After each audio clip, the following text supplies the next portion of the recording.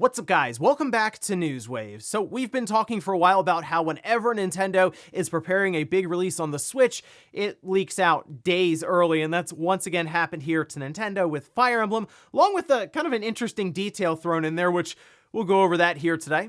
Also, we are going to be talking about JoyCon, specifically JoyCon Drift, as a new replacement accessory and part has found its way onto the market that could actually solve it once and for all. And we'll also be talking about Starfield, as it appears some new information gives us an idea as to when it could be coming out. Guys, if you enjoy these videos, make sure you hit that like button, helps out a ton. And if you're new here to the Spawnwave channel, make sure you subscribe down below. We're going to start today with Black Myth Wukong. Now, this is a game that was shown off for the first time over 2 years ago, which, by the way, it's hard to believe that that initial trailer dropped that long ago.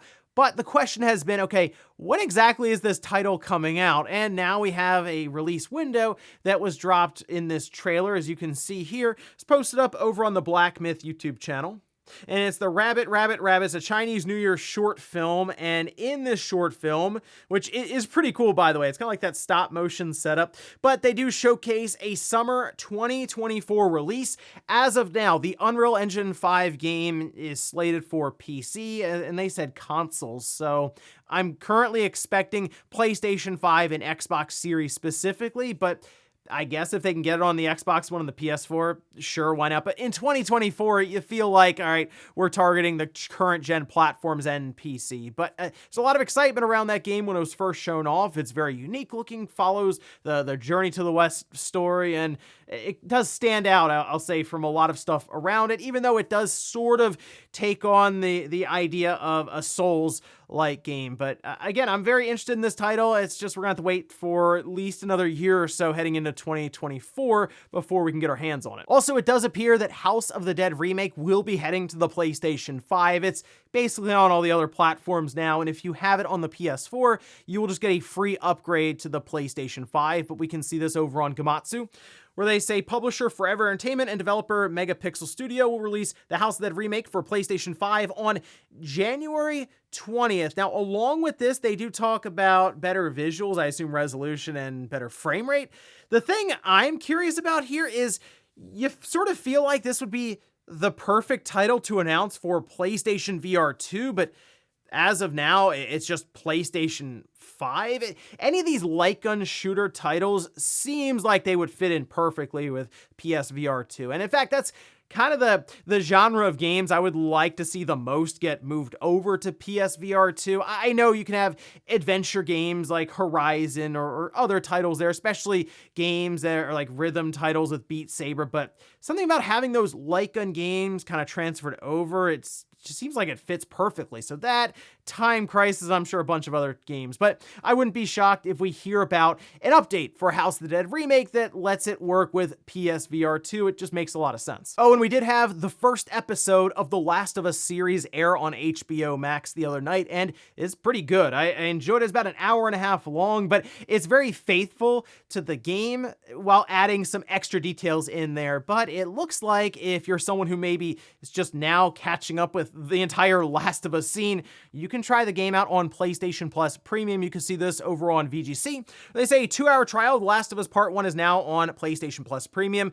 Makes a ton of sense, by the way, and I'm sure Sony had obviously this all planned up so that the timing went alongside of the TV premiere, since as we've seen with other premieres for movies or TV shows, if it's good, people will look towards other mediums to continue the story and see more about it, as we saw with Edge Runners bringing a ton of people to Cyberpunk, The Witcher series, and now as we're seeing with The Last of Us. Unfortunately, it's pretty good so far with the first episode, so I feel like there'll certainly be a lot of people out there looking to try out the game for the first time, and yeah, on the PS5, that's definitely the best experience. And guys, with some of the quick news out of the way, let's get into the bigger stuff. Let's start right away with Nintendo facing another big leak, and they've really faced this every time they're getting close to a big-time release, and it's probably going to happen with The Legend of Zelda, and that's going to be a wild week when all of that goes down. But for now, Fire Emblem Engage is out this Friday. I'm looking forward to it. Fire Emblem Three Houses, it's a good game, I understand that, but again, I was getting kind of fatigued with the school setting, going to class, and Engage looks more like it's something I'd be interested in, and so far so good with a lot of the preview coverage for it, but wouldn't you know it, it's now leaked online as noticed by Nintendo Life at First, which you can see this. Watch out, Fire Emblem Engage leaks are appearing online as they do reference Reset Era, where someone is just currently playing through the entirety of Fire Emblem Engage, and they're posting their impressions online as well as screenshots, and Fire Emblem have pretty good stories, and there's a lot of twists and turns in there, and obviously you're gonna probably see thumbnails post up on YouTube of people fighting the final boss or different cutscenes and things happening in the game. So I wanted to mostly bring this up because of spoilers, and again, Fire Emblem is definitely a story-driven title. Other games, you may ask, okay, what exactly are you gonna spoil with this? Not Fire Emblem though, there's a lot to spoil here. But I also noticed Oatmeal Dome, which, by the way, now Fire Emblem Engage is just completely dumped online. It's not even one person is playing it anymore. It's out there. People are starting to dig through the game as the files are online, and also play it on hacked and modified Switches. But we can see this saying, looks like the game has leaked onto the internet. It appears to be built using the Unity engine. So this is surprising, as again, Oatmeal Dome points out here, Three Houses was built using the Dynasty Warriors game engine. So I guess Intelligent Systems looked at it and said, hey, well, Unity might work better for us, which based on Digital Foundry's take and what they've showcased so far in their early coverage, looks to be the case. I mean, they're seeing better visuals, and the game itself just looks more visually appealing, which is great. But also, Oatmeal Dome points out that it is powered by Next, so that would be the online features that you are seeing used in the infrastructure for more current titles, so that we should have a better online experience overall. But going forward, as I've mentioned before, this shouldn't surprise anyone that these games are just leaking out consistently. It's very easy to dump Switch cartridges because of how many Switch systems got out there early on, definitely north of 20 million or so, where you just needed a paper clip on the side of it and you would be able to unlock the entire system and do all kinds of stuff, overclock, ripping games, and yes, pirating different titles. And we see it here with Fire Emblem Engage. So once again,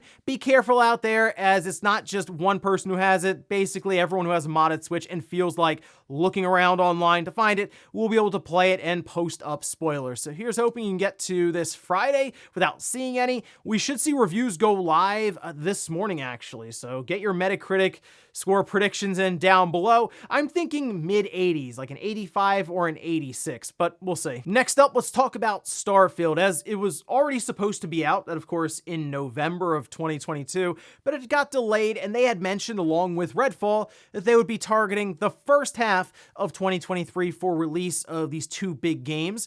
Redfall appears like it's lining up for May, which sort of leaves Starfield out in the cold for the first half, as would you drop it in June right after Redfall? I guess they could, but it's seemingly looking like Starfield could actually end up into the second half of 2023. And in fact, got a bit more information, this from Mr. Matty Plays, who has some good sources at Bethesda from what we've seen in the past with some of the information he's put out there. But we can see this posted up over on Reddit, transcribing actually Mr. Matty Plays on their podcast, saying Starfield is getting a possible bump out of the first half because it's currently undated. This on the Defining Duke podcast. It's still coming this summer, but possibly delayed out of the first half. This source is someone that I trust quite a bit, and they've been very correct. Nothing from that source has been wrong. So I'm thinking now, just getting more and more information around Starfield and where it is currently, I'm thinking August, maybe September. As remember, Splatoon, that was summer, and they just got in there like the first week of September, and that counted as summer. I'm thinking Starfield is a good August release for them. And really, they could have launched it in November, but it going back into the oven essentially for what's looking like a solid 9 to 10 months. I assume this game is going to launch as the most polished, Bethesda project we've seen, especially with that creation engine, as this is a newer version of it. So I'm assuming it's not going to come out and have all kinds of bugs and glitches, but Bethesda is known for that. So I guess it shouldn't shock anyone too much if there are still some weird things happening in the game, especially since we're bringing space and zero gravity into the equation here. But Starfield on its own does set up very nicely for a holiday title if it has to go that far into 2023. I just think August makes a lot of sense because then they can leave room for what may be their title in a Call of Duty expansion of some kind, or maybe Hellblade 2, and then they work to stack that second half of 2023 after the first half is already starting to pile up with games like Forza and we've seen with Redfall. But we are expecting an announcement at some point, probably after the January 25th showcase, that Starfield will have its own showcase, and I assume at that point they'll talk more about when the title will come out. Hopefully, when they drop that date, they're able to stick to it and bring it out even in the second half of 2023. It's going to be a big release regardless. Here's hoping it can live up to all of the hype that continues to mount. Next up, let's talk about JoyCon drift once again. It's a problem that's been with the system ever since it came out, and it's come up in the courtroom, class action lawsuits, all kinds of different things. But now there's an accessory, or at least replacement part, that's found its way online, and everyone's kind of confused and curious about it because it doesn't seem that a big deal's been made about it, and you feel like this should be a big thing. But take a look at this over on Amazon. This is the AKNES Gillikit Switch Joystick Replacement No Drift Hall Thumbstick for Switch Joy-Con controller and Switch OLED Switch Lite 2-pack. Rolls right off the tongue for advertisement purposes there. But as you can see in the picture, these are just replacement like joysticks for the Joy-Con. It's what we've used before to fix drift. Unfortunately, we were then replacing it with the same mechanism that had failed. This, however, Hall thumbstick, of course, implying Hall effect sensors, and that's what's described down below this item in the about this item, this from Gillikit. And before, they had kind of teased this on Twitter. This was June of last year. So we were kind of expecting them to make a big announcement that they were releasing these joysticks to the market. You can buy them and replace your current Joy-Con joystick with Hall effect sensors that should make it so we don't have to deal with drift anymore because it uses magnets and not contact with sensors and little metal pieces to detect where you are when you're moving it around. Using magnets means it shouldn't have any kind of drifting issue even far into the future. But I was getting a lot of questions about this and if it was something that people can order and replace their joysticks with. So what I decided to do was order a pair for myself. I'll have two of them, and I figure we'll take one apart and then we'll use the other one to replace a joystick in a Joy-Con controller and see if it actually works. It's just strange to me that there's not any kind of marketing behind it, but maybe it found its way onto Amazon early and they're looking to make their own press release sometime this week. But for now, I've ordered it. When it comes in, I'll make an entire video on it, so make sure you're subscribed below to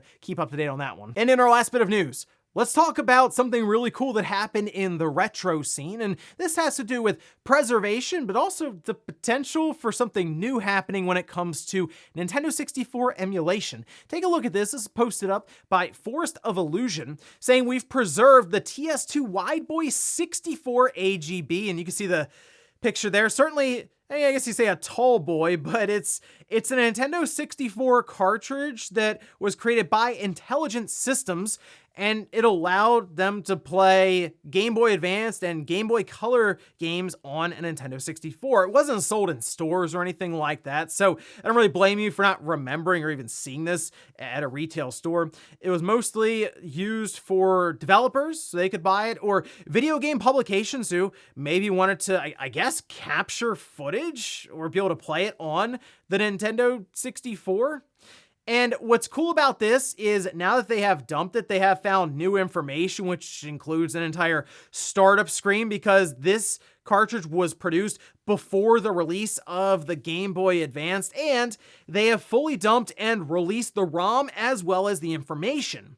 What's interesting about this, well, one, I would like to see a picture of the board. They posted up kind of just that image of the cartridge, I think it'd be interesting to open it up and see what exactly it looks like in there. And I'll admit, I have kept tabs on eBay here and there looking for a Wide Boy 64 because I think that would make a really fun video at TechWave. I just haven't been able to come across one that I felt was a good enough price. These things are pretty expensive.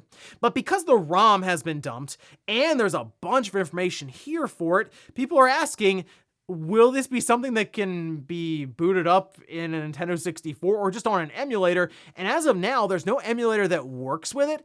But because it's been dumped and all the information is out there, people are thinking, wait, this compatibility could be added to a 64 emulator? And who knows what can happen from there.